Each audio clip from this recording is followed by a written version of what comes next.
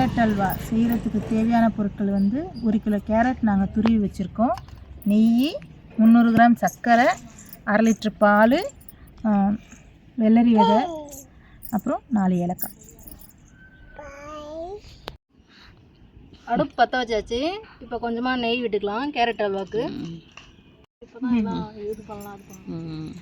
இப்போ துருவின கேரட்டை நெய்யில் வதக்கணும்.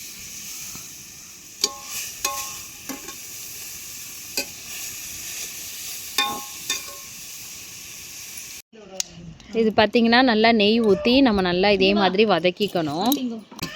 கலர் இப்போ நல்லா சேஞ்ச் ஆகி வருது. இன்னும் கொஞ்சம் நேரம் வதக்கிட்டு நம்ம வந்து கேரட் பார்த்திங்கன்னா நல்லா வதங்கிடுச்சு. பச்சை வாசனை நல்லா போயிடுச்சு. இப்போ பால் ஊற்றிக்கலாம்.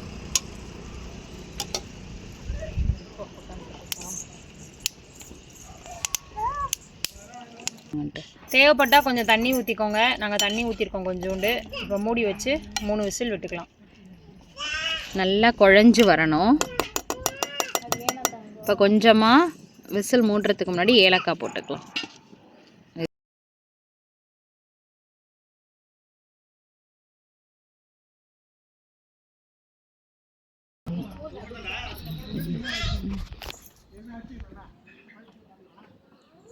அங்கே பக்கத்தில் வீட்டில் பெயிண்ட் அடிச்சிட்ருக்காங்க. வெயிலும் ஜாஸ்தியாக தெரியுது. பட் இங்கே மரம் இருக்கிறதுனால இங்கே நல்லா கொஞ்சம் கூலிங்காக இருக்குது.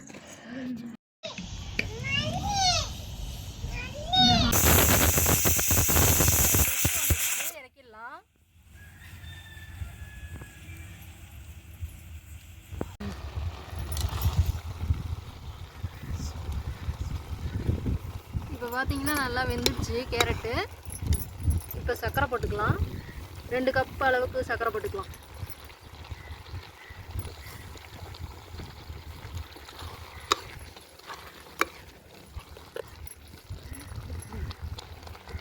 இந்த கப்புக்கு 2 கப் அளவுக்கு சர்க்கரை எடுத்துருக்கோம்.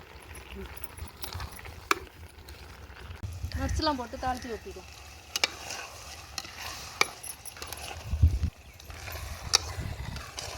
கொஞ்சம்